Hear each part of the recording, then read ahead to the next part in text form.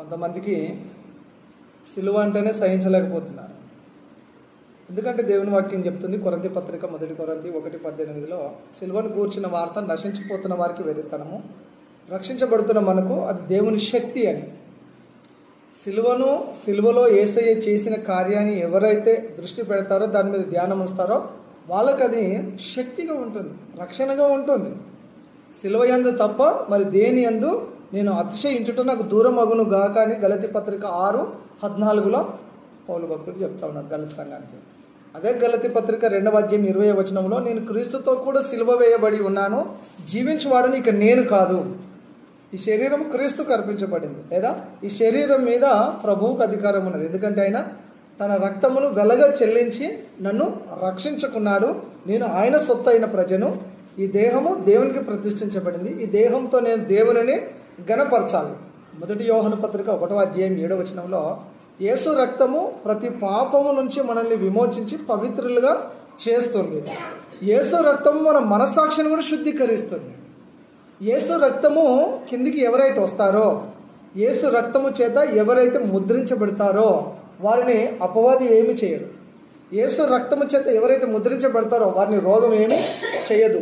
యేసు రక్తం చేత ఎవరైతే ముద్రించబడతారో వారికి ఏ శోధన అంటుకోదు. ఒకవేళ శోధించబడినా ఆ రక్తము చేత వారు ముద్రించబడ్డారు కాబట్టి వారు దానిలో జయమును పొందగలుగుతారు. ఇప్పుడు ఐగుప్తులో దేవుని ప్రజల ఇంటి గుమ్మానికి ఆ గొర్రెపిల్ల రక్తము ఉండుట ద్వారా సంహారక దూత దాటి వెళ్ళాడు. మనము ఈనాడు యేసు రక్తము చేత మనం ముద్రించబడితే సంహారక దూతకు దాటి వెళ్తాడు, రోగం దాటి వెళ్తుంది, అపవాది దాటి వెళ్తాడు, శోధన దాటి వెళ్తుంది, ఆర్థిక సమస్యలు దాటి వెళ్తాయి, అప్పులు దాటి వెళ్తాయి, గలిబిలి గందరగోళం అంతా దాటి వెళ్తుంది. కారణం ఏంటంటే సిలువలో యేసు ప్రభు రక్తం కార్చింది నిన్ను నన్ను మనల్ని రక్షించడానికే. మనం యేసు రక్తం కిందకి రావాలి. దేవుని వాక్యంలో మనం చదివిన వాక్యం అదే చెప్తా ఉంది. మనము పాపులుగా ఉన్నాము, మనం చేసిన పాపముల చిట్ట ఇంత పెద్దగా ఉంది. యేసు ప్రభువు సిలువలో ప్రాణం పెట్టి ఆ పాపపు చిట్టిని, ఆ పాప పత్రమును ఆయన చేరువాత చేత తుడిచిపెట్టేసి, దేవుని వాక్యం చెప్తుంది, దేవుడు రాత రూపకమైన ఆజ్ఞల వలన మన మీద రుణముగాను మనకు విరోధముగా ఉండిన పత్రమును మేకులతో సిలువకు కొట్టి దాని మీద చేవ్రాతను తుడిచివేసి మనకు అడ్డము లేకుండా దానిని ఎత్తివేసి మన అపరాధములనన్నిటిని ఆయన క్షమించి ఆయనతో కూడా మనలను జీవింప చేశాడు. ఆయన ప్రధానులను అధికారులను నిరాయుధులుగా చేసి సిలువ చేత జయోత్సవముతో వేడుకకు కనపరిచాను. యేసు ప్రభు అంత చేశాడండి మన కొరకు. నీ పాపాన్ని తుడిచివేశాడు, నీ అపరాధములను తుడిచివేశాడు, తర్వాత నిన్ను క్షమించాడు, ఆయనతో పాటు నిన్ను జీవింపజేశాడు. నీ మీద పనిచేసే ఆ ప్రధానమైన ఆ సమస్య ఏంటో, ఆ ప్రధానులను, ఆ సాతాను అధికారమును నిరాయుధులుగా చేశాడు. నిన్ను ప్రభువు జయోత్సవముతో, సిలువ చేత జయోత్సవముతో ఊరేగింపు చేస్తా ఉన్నాడు. ఇప్పుడు హెబ్రీ పత్రిక 6:4 దేవుని వాక్యం చెప్తా ఉంది, మనం ఎప్పుడైతే రక్షించబడ్డామో మన రక్షణను గనక మనం కాపాడుకోకపోతే సాతానుడు మరలా వచ్చి నిన్ను పీడిస్తాడు. నీవు రక్షించబడిన తర్వాత కూడా నువ్వు రక్షణ లేకముందు చేసిన పాప కార్యాలను చేయటం ద్వారా యేసు ప్రభువును మరలా సిలువకు వేస్తున్నామట. మనం యేసయ్యను ఏం చేస్తున్నాము? మరలా సిలువకు వేస్తూ ఉన్నామని వాక్యం చెప్తా ఉంది. ఒకసారి రక్షణ పొందినాము, ఆ రక్షణను కాపాడుకోవాలి, ఆ రక్షణలో కొనసాగాలి. హెబ్రీ పత్రిక 2:4 చెప్తా ఉంది, ఇంత గొప్ప రక్షణను మనం నిర్లక్ష్యం చేస్తే ఎలా తప్పించుకుంటాము? తప్పించుకోవడము అసాధ్యము. యేసు ప్రభు సిలువను సహించాడు. యేసు ప్రభు సిలువను సహించాడు. హెబ్రీ పత్రిక 12:2 యేసు ప్రభు సిలువను సహించాడు. మనం కూడా సహించాలి. సిలువ అంటే శ్రమ, సిలువ అంటే వేదన, సిలువ అంటే దుఃఖము, సిలువ అంటే కష్టము, సిలువ అంటే కన్నీరు, సిలువ అంటే వేదన, సిలువ అంటే సమస్యలు, సిలువ అంటే గందరగోళము, సిలువ అంటే సర్వస్వం కోల్పోవడము. ప్రాణాలు కూడా పణంగా పెట్టడం సిలువ అంటే. యేసు ప్రభు సిలువను సహించాడు. ఈనాడు సిలువను సహించిన యేసును వెంబడిస్తున్న నీవు నేను మనం తప్పక సిలువను సహించే వారమై ఉంటున్నాము. హల్లెలూయా. సిలువను సహించాలి. నీ కష్టాన్ని సహించాలి. దాని నుంచి తప్పించుకొని పారిపోవడానికి లేదు. దానిని ఎదిరించాలి, జయించాలి. అది ఎంత పెద్ద సమస్యనైనా కానీ, ఎంత పెద్ద అపాయకరమైన శోధనైనా కానీ దానిని ఎదిరించాలి, దానిని జయించాలి, జయ జీవితాన్ని జీవించాలి. మనం చదివిన వాక్యంలో సిలువ చేత జయోత్సవం, సిలువ చేత జయోత్సవం ఉన్నదా లేదా? ఎగ్జాక్ట్ అదే వర్డ్. సిలువ చేత జయోత్సవం, వేడుక. సిలువను సహించాడు యేసయ్య. మనం సహించాలి, జయించాలి, జయ జీవితాన్ని జీవించాలి. దేవునికి స్తోత్రం. హల్లెలూయా. యేసు ప్రభు చెప్పాడు లూకా సువార్త 9:23 ఎవడైనా నన్ను వెంబడించిన ఎడల, ఎవరైనా నన్ను నమ్మితే, ఎవరైనా నన్ను ఫాలో చేస్తే, ఎవరైనా నన్ను అనుసరిస్తే వారు తప్పక తనను తాను ఉపేక్షించుకోవాలి, తన సిలువను ఎత్తుకొని ప్రతిదినము నన్ను వెంబడించాలి అని చెప్పాడండి. యేసయ్య దాన్ని సహించాడు, మనకు సహించమని చెప్తా ఉన్నాడు.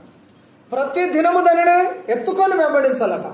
ప్రతి దినం మనము మన సమస్యలు కూడా వెళ్తున్నప్పుడు ప్రతి దినము దానిని జయించగలగాలి. ప్రతిరోజు మనము ఆ సిలువ శ్రమను సహించే వారంగా సిలువను మోయమని వాక్యం చెప్తుందండి. సిలువను మోయాలి. ఈనాడు సహోదరులారా, ఈనాడు ఈ రాత్రికాల వేళలో మీ భారం ఎలాంటిదో మీకు తెలుసు, మీ దేవునికి తెలుసు. ఎంత భారంతో నీవు ఉన్నావో, ఎటువంటి ఆ సిలువను, ఎంత భారభరితమైన సిలువను మోస్తున్నావో, నీ గుండెలో ఎంత బాధ ఉందో నీకు తెలుసు, నీ ప్రభువుకు తెలుసు. ఆయన అంటున్నాడు, నీ భారాన్ని మోస్తూ నువ్వు వెళ్ళగలిగితే ప్రభు ఒకరోజు నీ బరువును దించుతాడు. ఒకరోజు తప్పకుండా నీ భారాన్ని ఆయన దింపేస్తాడు. ఒకరోజు తప్పకుండా నీ భారమైన సమస్యకు పరిష్కారాన్ని ఇస్తాడు. తప్పకుండా దేవుడు నీ జీవితంలో ఆ సిలువ చేత జయోత్సవాన్ని ఇస్తాడు. జయ జీవితం తప్పక ఇస్తాడు. హల్లెలూయా. సిలువను మోయాలి, దాన్ని వదిలిపెట్టి వెళ్ళొద్దు. సిలువను మోయాలి. ఇందాక మీరు పాడారు కదా పాట, నీ శ్రమలలో పాలొద్దుటే నాకు నా దర్శనం. నీవు సిలువ శ్రమను భరించావు. ఆ శ్రమలలో నేను కూడా కొంచెం శ్రమను అనుభవిస్తాను. అందుకనే ఎబ్రీ పత్రిక 5:8 అనుకుంటాను, యేసు ప్రభు ఆయన శ్రమను సహించాడట. శ్రమల ద్వారా ఆయన విధేయత నేర్చుకున్నాడు. ఆయన శ్రమ పెట్టబడ్డాడు, ఆయన నోరు తెరవలేదు. ఆయన హింసించబడ్డాడు, బదులు పలకలేదు. ఆయన మన కొరకు మౌనిగా ఉన్నాడు. ఆయన కొరకు శ్రమంతటిని ఓర్చాడు. శ్రమ అనేది మన జీవితాన్ని మెరుగుపరచడానికి వస్తుంది అని మనం ఎప్పటికీ గుర్తు పెట్టుకోవాలి. దేవునికి స్తోత్రం. హల్లెలూయా. ఇది ఒక భాగము సిలువ. ఈ సిలువ లేదా ఈ శ్రమ అనేది దేవుని వాక్యం చెప్తుంది, నీ భారం యెహోవా మీద మోపము. కీర్తనలు 55:22 నీ భారము యెహోవా మీద మోపము. పేతురు పత్రిక 5వ అధ్యాయంలో కూడా నేను మిమ్మల్ని గురించి చింతించుచున్నాను, మీ చింత యావత్తు నా మీద వెయ్యండి అని యేసు ప్రభు పిలుస్తూ ఉన్నాడు. ప్రయాసపడి భారం మోసుకొనిచున్న సమస్త వారలారా నా యొద్దకు రండి, నేను మీకు విశ్రాంతిని ఇస్తాను. నా కాడి మీ మీద ఎత్తుకొని నన్ను వెంబడించండి. నా కాడి భారమైనది కాదు, అది సులువైనది, తేలికైనది. సాతానుడు మనం మోయలేని భారమును మన మీద మోపుతాడు. కానీ యేసయ్య అంటున్నాడు, నా ఆజ్ఞలు భారమైనవి కాదు, వాక్యం భారమైనది కాదు, ప్రార్థన జీవితం భారమైనది కాదు. ఇది భారం అనుకుంటే మన జీవితాలు తెల్లారినట్టే. దేవుని వాక్యము, ప్రార్థన ఇది భారం అనుకుంటే, యేసయ్య చెప్తున్నాడు, నా ఆజ్ఞలు భారమైనవి కాదు, అవి సులువైనవే, తేలికపాటివే. పరిసయ్యులు మోయలేని బరువులు ఎత్తేవారట. పరిసయ్యుల భక్తి ఎట్లాంటిదంటే మోయలేని బరువులు భక్తుల మీద మోపేవారట. యేసయ్య అంటున్నాడు, నా ఆజ్ఞలు భారమైనవి కాదు, నా కాడిని మీ మీద ఎత్తుకొని నన్ను వెంబడించండి అంటున్నాడు. నా కాడిని మీ మీద ఎత్తుకొని నన్ను వెంబడించండి. కొన్నిసార్లు మన జీవితంలో ఇది ఇంపాసిబుల్ అనుకుంటాం. కొన్నిసార్లు మన జీవితంలో ఇది నా జీవితంలో సాధ్యపడదు అనుకుంటాం. కొన్నిసార్లు మన జీవితంలో ఈ సమస్య నుంచి నేను బయటపడలేను అనుకుంటాను. కొన్నిసార్లు ఈ సమస్య చాలా బరువైనది, దీని నుంచి నేను ఎక్కడికైనా పారిపోవాలి అని అనుకుంటారు. ఈ సమస్య నుండి శాశ్వతంగా నా జీవితం చాలించాలనుకుంటారు కొంతమంది. కానీ ఇది చాలా తప్పుడు నిర్ణయం అండి. దేవుని వాక్యం చెప్తుంది, మనుషులకు అసాధ్యము, దేవునికి సమస్తం సాధ్యం. ఎవరికి సాధ్యం అంటే దేవునికి సాధ్యం. ఎవరికి సాధ్యం? ఇది దేవునికి సాధ్యం. నీకు సాధ్యం కాకపోవచ్చు, నాకు సాధ్యం కాకపోవచ్చు, మనుషులకు అసాధ్యమని వాక్యమే చెప్తుంది. కానీ దేవునికి సమస్తము సాధ్యం. దేవుని ద్వారా మనం ఏదైనా సాధించగలము. దేవుడు లేకుండా మనము ఏమి సాధించలేము. దేవుడు లేకుండా అడుగడుగున మనం ఫెయిల్ అయిపోతామేమో, కానీ దేవుని ద్వారా సమస్తము సాధ్యపడుతుంది. దేవుని ద్వారా మనం ప్రతి దానిని మనం పరిష్కారం పొందుకోవాలి. దేవుని ద్వారానే సమస్తము సాధ్యపడుతుంది. ఒకటి. నెక్స్ట్, మన విశ్వాసం ద్వారా సమస్తం మనకు సాధ్యపడుతుందండి. ఫెయిత్ కెన్ మూవ్ మౌంటైన్స్ అని ఒక ఇంగ్లీష్లో ఒక కొటేషన్ ఉంది. విశ్వాసం పర్వతాలను కూడా కదిలిస్తుందంట. విశ్వాసం ద్వారా సమస్తము సాధ్యమే. నమ్ముట నీ వలనైతే నమ్మువానికి సమస్తము సాధ్యము.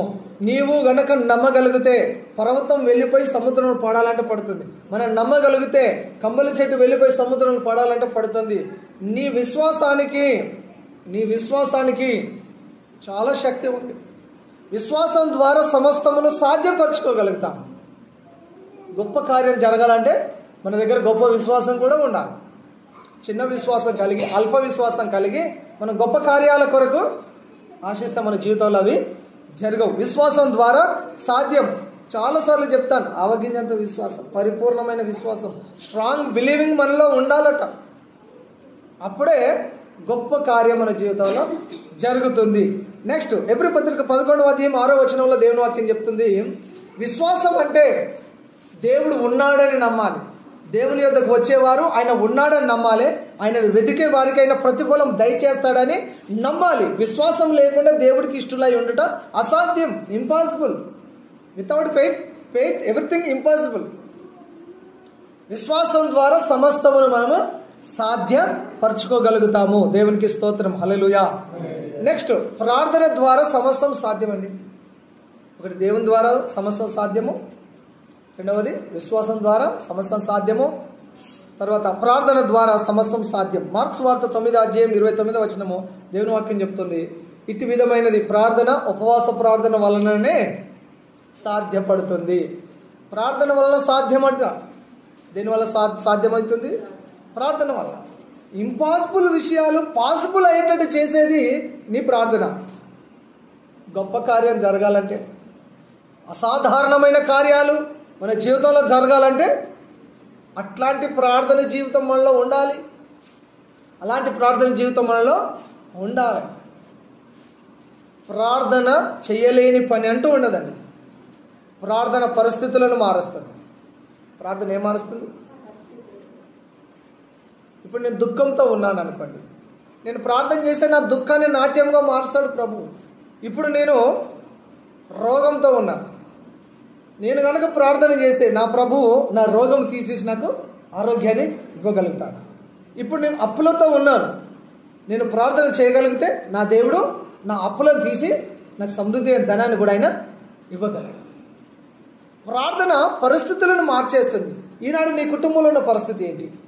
నీ జీవితంలో ఉన్న పరిస్థితి ఏంటి? అత్యవసరంగా నీకు అవసరమైనది ఏంటి? ప్రార్థన ద్వారానే అది సాధ్యపడుతూ ఉంది. మొదటిది సిలువ గురించి చెప్పాను. రెండవది అసాధ్యాన్ని దేవుడు మన జీవితంలో సాధ్యపరచగలడు అని చెప్పాను. మూడవది చివరిగా మన జీవితంలో ఆశ్చర్యం జరగాలన్నా, అద్భుతం జరగాలంటే దైవ భయం ఉండాలి. ఏ భయం ఉండాలి? ఏ భయం ఉండాలండి? దైవ భయము ఉండాలి. ఎవరి భయం ఉండాలి మనకు? చెప్పండి, ఒకసారి ముచ్చట్లేక చెప్పండి. మనలో ఏ భయం ఉండాలి? చాలా మందికి దేవుని భయం తప్ప మిగిలిన అన్ని భయాలు ఉన్నాయి. అవునంటారు కాదంటారా? ఏమన్నా మీరేది చెప్తే అదే. దేవుని భయము తప్ప అన్ని భయాలు ఉన్నాయి. ప్రతి దానికి భయపడతాం. మనుషులకు భయపడతాం, వస్తువులకు భయపడతాం, రోగానికి భయపడతాం, సమస్యలను చూసి భయపడతాం, అప్పులకు భయపడతాం, అనారోగ్యానికి భయపడతాం, దయ్యానికి భయపడతాం. అనేకమైన వాటికి భయపడే నీవు దేవుని భయం కలిగి ఉన్నావా? దైవ భయం కలిగి ఉండాలట. సామెతల గ్రంథంలో దేవుని వాక్యం చెప్తుంది, నిత్యము భయము కలిగి ప్రవర్తించువాడు ధన్యుడు. ఎవడే ధన్యుడు అంటే నిత్యము భయము కలిగి ప్రవర్తించువాడు ధన్యుడు. ఈనాడు దైవ భయం లేకుండా బ్రతుకుతున్నారు క్రైస్తవులలో దైవ భయం లోపించింది. భక్తిని కనపరుస్తూ ఉన్నారు. బైబిల్ పట్టుకొని చక్కటి వస్త్రాలు వేసుకొని చర్చికి వస్తున్నారు, ప్రైజ్ లార్డ్ అంటున్నారు, కూర్చుంటున్నారు, వెళ్ళిపోతున్నారు. భక్తిని కనపరుస్తున్నారు, భయము లేకుండా బ్రతుకుతూ ఉన్నారు. భయము లేని ఈ లోకంలో ఒక క్రైస్తవుడు దైవ భయము కలిగి బ్రతకాలని వాక్యం చెప్తుంది. దైవ భయము కలిగిన వారు లక్షణాలు ఎలా ఉంటాయో చెప్పాలా? దైవ భయము కలిగిన వారి లక్షణాలు మొట్టమొదటిగా పశ్చాత్తాపడతారు. పశ్చాత్తాప కలిగి ఉంటారు. దైవ భయం లేని వారిలో పశ్చాత్తాపం ఉండదు. దైవ భయం కలిగిన వారు పశ్చాత్తాపడతారు. బాప్తిసం ఇచ్చే యోహాను స్వార్థను ప్రకటిస్తున్నాడు. ప్రజలలో హృదయం నరకబడ్డదట. మనసు విరిగిపోయిందట. పశ్చాత్తాపం. దైవ భయం కలిగిన వారిలో మొదటి లక్షణం, 5 లక్షణాలు చెప్తాను. మొదటి లక్షణము పశ్చాత్తాపడతారు. పశ్చాత్తాపము లేకుండా దేవునికి ఇష్టలుగా ఉండలేము. విరిగిన మనసు ఆయనకి ఇష్టమైన బలులని వాక్యం చెప్తుంది. నెక్స్ట్, దైవ భయం కలిగిన వారికి ఉన్న మరొక లక్షణం ఏంటంటే క్షమిస్తారు. క్షమించడం, క్షమాపణ కోరాలి. దేవుని భయం కలిగిన వారు క్షమాపణ కోరుతారు, క్షమించమని అడుగుతారు, ఇతరులను క్షమిస్తాడు. క్షమాపణ కొరకు ఏడవాలి, క్షమాపణ కొరకు రోధించాలి, క్షమాపణ కొరకు ఉపవాసం ఉండాలి, క్షమాపణ పొందాలి. హల్లెలూయా. దైవ భయము కలిగిన వారు వారి మనస్సాక్షి గద్దిస్తుంది. దైవ భయం కలిగిన వారికి వారి మనస్సాక్షి గద్దిస్తుంది. కొంతమంది లేదా దైవ భయం లేని వారి మనస్సాక్షి ఎట్లా ఉంటుందంటే వాత వేయబడిన మనస్సాక్షి అట. మరి మనస్సాక్షి ఎలాంటిది? వాత వేయబడిన మనస్సాక్షి. వారికి మనసే ఉండదు. తప్పు చేసాము అని ఆ గిల్ట్ ఫీలింగ్ ఉండదట. ఆ గిల్ట్ ఫీలింగ్ ఉండదు. పాపం చేసామనే ఆ నేరారోపణ, ఆ దోషారోపణను ఉండదట. మరి మనసు కఠినమైపోయింది. వాత వేయబడిన మనస్సాక్షి. కానీ దైవ భయం కలిగిన వ్యక్తి వారి మనస్సాక్షి గద్దిస్తుంది.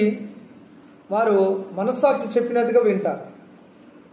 మనస్సాక్షి పాపం చేశామనే దోషారోపణ చేసినప్పుడు దేవుని సన్నిధికి వచ్చి క్షమించమని అడుగుతారు. దైవ భయం లేని వారు వారి మనస్సాక్షి వాత వేయబడినట్లుంటుంది. ఎన్నిసార్లు గద్దించినా మరి లోబడరు. మరి తిరుగు లేకుండా హఠాత్తుగా నాశనము కూడా వస్తుంది. దైవ భయం కలిగిన వారు ఎలా ఉంటారు? వాళ్ళ లక్షణం ఏంటంటే దేవుడు చూస్తాడు, దేవుడు గద్దిస్తాడు, దేవుడు శిక్షిస్తాడు అనే ఆలోచన కలిగి ఉంటారట. దేవుడు చూస్తాడు అనే ఆలోచన మనకున్నప్పుడు ఆ భయం వస్తుంది మనకు. ఈనాడు క్రైస్తవ్యానికి భయం లేదు, దేవుని భయము లేదు. కాబట్టే తినేది తింటా ఉన్నారు, తాగేది తాగుతూ ఉన్నారు, తిట్టేది తిడతా ఉన్నారు, రకరకాలుగా ప్రవర్తిస్తూ ఉన్నారు. ఏం లేక? దైవ భయం లేక. అయ్యో దేవుడు చూస్తున్నాడు, దేవుడు వింటున్నాడు, దేవుడు గద్దిస్తాడు, దేవుడు శిక్షిస్తాడు అనే స్పృహ నీకుంటే జాగ్రత్తగా ఉంటాం. దైవ భయం అది. ఒకటి సిలువ, రెండవది దేవుని ద్వారా సమస్త సాధ్యం, మూడవది దైవ భయం. మూడు ముఖ్యమైన విషయాలు. దైవ భయం. దైవ భయం కలిగిన వారు పాపం చేయడానికి భయపడతారు. పాపం చేసేవారు అసలు దైవ భయమే లేదు వాళ్ళలో. పాపం చేసేవాడికి అసలు దేవుని భయమే లేదు. దేవుడు శిక్షిస్తాడు అనే భయం, దేవుడు గద్దిస్తాడనే భయం కలిగి నిత్యము భయము కలిగి ప్రవర్తించువాడు ధన్యుడు అని దేవుని వాక్యం సెలవిస్తాం. కాబట్టి సిలువను సహించాలి, భరించాలి. సిలువ చేతనే మనకు జయోత్సవం. అది ఒకటి. రెండవది, అసాధారణమైన కార్యాలు జరగాలంటే అది దేవుని ద్వారా, విశ్వాసం ద్వారా, ప్రార్థన ద్వారానే అసాధ్యాలు సుసాధ్యమవుతాయి. తర్వాత దైవ భయము కలిగి ప్రవర్తిస్తేనే మనము నిజమైన దేవుని బిడ్డలముగా ఉంటాము. అటువంటి కృప దేవుడు మనకు దయచేయను గాక. ఆమేన్. ప్రార్థన చేసుకుందాం. ఒక నిమిషం తలలు వచ్చి కళ్ళు మూసుకొని ప్రార్థన చేసుకుందామా? అందరం అడుగుదాం. ప్రభువా, సిలువను సహించే కృపనివ్వండి అని అడగండి. సిలువను భరించాలి, సిలువను సహించాలి.